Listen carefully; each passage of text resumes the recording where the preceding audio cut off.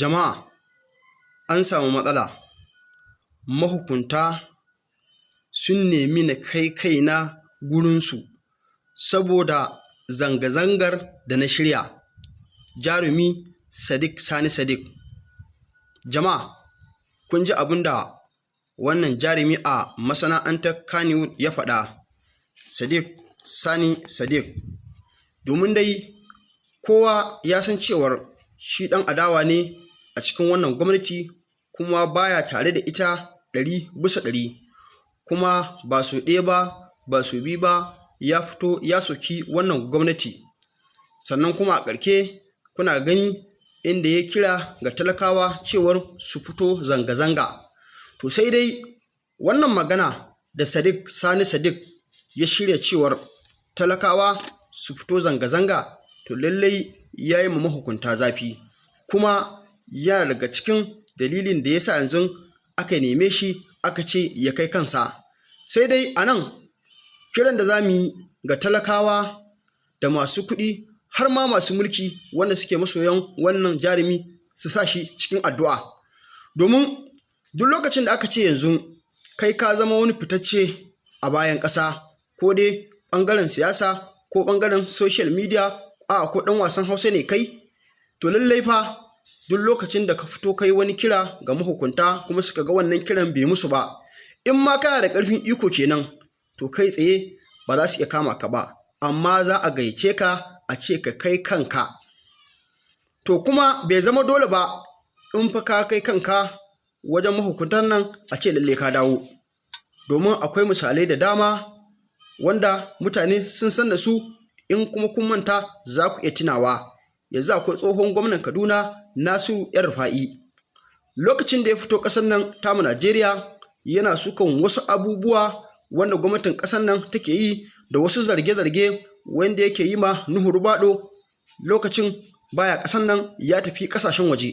To amma ranar da ya dawo ƙasar nan tamu Najeriya, a ranar nan aka so jami'an tsaro su yi awon gaba da shi, amma kuma jami'an tsaron da suke ba shi kariya a wannan lokaci suka nuna lallai ba za su yadda ba. Sannan su ma magoya bayansa a filin jirgi suka ce lallai ba za su fari a tafi da tsohon gwamnan Kaduna ba, wanda wannan abu a wannan lokaci shi ma ya tada hazo matuƙa, inda har cikin wani faifan bidiyo da aka ɗauka a lokacin da ake wannan turka-turka, Nasiru El-Rufai yake faɗin cewar lallai shi ba matsoraci ba ne ba, amma daga baya sai hukumomi suka gayyace shi inda aka ce ya kai kanshi da kanshi. Shi dama kamar yadda ya faɗa shine idan an gayyace shi lalle zai je.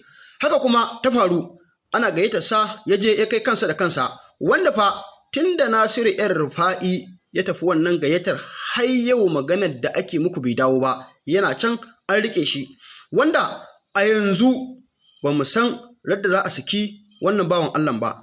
Kuna dai ganin shari'a ce ake ta yi, kuma kun san ƙasar nan tamu Najeriya ban taɓa gani inda aka je ana shari'a da mai mulki da wanda bai da mulki ba. Kaga wanda bai da mulkin nan ya samu nasara, kuma ko da ka kaddara kai da baka da mulki kotu kai ta ba nasara, za ka ga aikin banza ne. In ka ci sa'a shine a sake ka in an kama ka, in kuma baka ci sa'a ba, na rantse da Allah ko da kai aka ba nasara ba za a sake ka ba, haka za a ci gaba da rikon ka saboda ƙarfin mulki. Sai dai mu talakawa mu fito kafafen sada zumunta ko gidajen rediyo ko gidajen jaridu ko gidajen talabijin mu ta surutu, wasu kuma su fito su dinga zage-zage. Iyakar abin da za mu iya kenan, saboda me masu ƙasar ne suka riƙe ka, haga sai Allah. To yanzu Sadiq Sani Sadiq, jama'a ku sani rayuwar shi fa yanzu tana cikin haɗari, don haka kamar yadda muka faɗa ku sa shi cikin addu'o'inku. Wallahi bai zama dole in ya je ba su bar shi dawo, duk da wani lokaci ana cin sa'a ɗin in an gaice ka, in ka je kana dawowa, amma fa wannan ya fi rishin garanti. Domin yanzu idan ba ku manta ba, mutum nawa ne a ƙasar nan wanda ake musu irin wannan gayyatan. Wani ma fa in ya tafi ba wai maganin ya dawo ba ne, wani fa in ya tafi har abada ma ba zai sake dawowa ba. In ya tafi kenan, shi kenan labarin shi ya riga ya wuce. Kuma shi wannan ma Sadiq Sani Sadiq da kuka ga har an tsaya gayyatarsa, to akwai dalili. Domin duk mutumin da kaga kai cewar kai tsaye ba zo aka kama shi ba, kaji an ce ya kai kansa, to lalle gwaska ne kuma ya isa, kuma ana jin tsoronsa ne. Yanzu kamar ni da ban kai Sadiq Sani Sadiq ba, idan ni ne yanzu ake nema, na rantse da Allah ba za a ce in kai kaina ba, kai tsaye ne za a zo a kama ni, kuma za a zo a dake ni ne a gaban ƴan uwana da iyalaina, sannan a ja ni a ƙasa yadda ka san an ja shara a cikin gwando, sannan kuma a ɗebe ni a watsa a mota kamar shara. Haka za a tafi da ni. Wani lokaci in an ci sa'a ƴan uwana su samu ganina, in ba a ci sa'a ba shikenan. Yau a ƙasar nan mutum nawa ne wanda zargin su ake da laifi amma suna hannu har yanzu ba a sake su ba, wanda kuma har yanzu an rasa cikakkiyar shaidar da za ta nuna cewar wa'innan mutanen da ake zargi masu laifi ne. Yanzu idan ba ku manta ba, muna da ɗan sanda a ƙasar nan, Abba Kyari. Kowa ya san cewar a Najeriya yana daga cikin mutanen da suka ba da gudunmuwa 100%. Duk 'yan ta'addan ƙasar nan ya kama dubbunai wanda shi kanshi bai san iyaka ba, wanda 'yan ta'adda ne wanda suke fashi da makami, suke garkuwa da mutane, sannan masu harkan ƙwayoyi Abba Kyari ya kama su ga sunan bila adadin. Ka duba ka ga irin gudunmuwar da Abba Kyari ya bayar a ƙasar nan tamu Najeriya, amma haka ya hana kama Abba Kyari, bai hana kama shi ba. Yau yana ina? Yana hannun mahukunta. Tun cikin tsohon mulkin shugaban ƙasar Najeriya Muhammadu Buhari, Abba Kyari yake tsare, har yanzu ba a sake shi ba. A ƙasar nan tamu Najeriya har fitowa an yi zanga-zanga akan a sake shi, amma har yanzu Abba Kyari yana hannu. Yau shekaru nawa? Wasu ma suna mantawa ma akwai ɗan sandan Abba Kyari yana nan rike a hannun gwamnati. To shi yasa kake gani kullum ba ma fata mu shiga hannun mahukuntan nan, domin in ka riga ka tafi, dawowarka bai zama dole ba. Duk da dai ita dama wannan harka ta gwagwarmaya wadda za ka fito ka faɗi gaskiya, harka ce mai matuƙar wahala, ba kowa ne zai iya yin ta ba. Kuma haka da Sani Sadiq yayi, ya cika jarumin namiji, kuma haka 'yan arewa ya kamata a ce sun zamo, sun jajirce. Tunda kuna kallon yadda 'yan kudu suke yi, idan aka kashe musu mutum ɗaya za su fito su haɗa kansu guri guda, ba gudu ba ja da baya. Dama dai mutum abin da yake tsoro, musamman mu 'yan Najeriya, abu biyu ne. Na farko, kar a kama ka a ɗaure ka. Na biyu, kar a kashe ka. To idan kana jin tsoron wa'innan abubuwa guda biyu, haɗa naka ina ka bar Najeriya kawai ka canza ƙasa. Amma mu a Najeriya in dai kana wannan ƙasan, dole wannan abu biyu sai sun same ka. Kar ka ɗauka sai kai laifi, na rantsi da Allah ba sai kai laifin komai ba. Mu a ƙasar nan tamu Najeriya kawai in ta kama, za a iya kama ka a kai ka gidan yari ka shekara 50 baka daki wani ba, baka zagi wani ba. Kuma a ƙasar nan tamu Najeriya in ta kama, haka kawai za a sa bindiga a harbe ka, a kashe 'yan uwanka a nan ƙasar tamu Najeriya ba tare da kun yi laifin komai ba.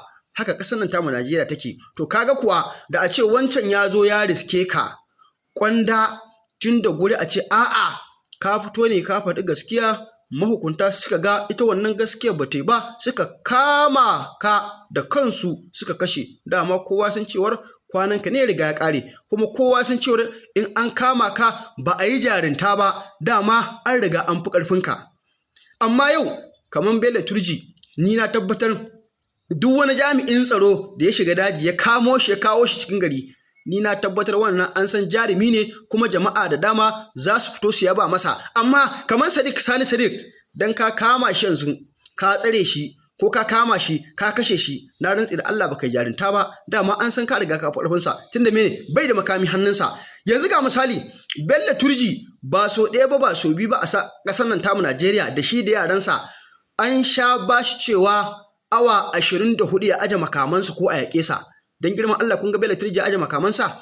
Kun taɓa ganin Bello Turji ya tsorata? Bello Turji a ƙasar nan tamu Najeriya akwai lokacin da ya tsare mota da mutane a ciki, ya kulle motar ya banka mata wuta, mutane suna ihu, wanda ya ƙoƙarin ya fito ya tafi, Bello Turji ya harbe shi da bindiga. Har yanzu yana wa ƙasar nan ba a yi mai komai ba. To amma yanzu mun zura ido, mu muna nan waje, kafin mu ma lokacin da za a gaice mu ya zo, ma mu ga yadda za a ƙarike idan wannan jarumi ya je wajen mahukunta. Shin za su kama shi ne su tsare shi? Shin koko a'a za a yi mishi tambayoyi ne, in ya bada amsa a sake shi? Yanzu abinda za mu jira kenan mu gani, kada wanda hankalinsa ya tashi. Ni na tabbatar dai 'yan arewa suna nan kan bakansu na cewa lalle arewacin Najeriya babu tsaro, kuma wannan magana gaskiya ne, kowa ya riga ya sani.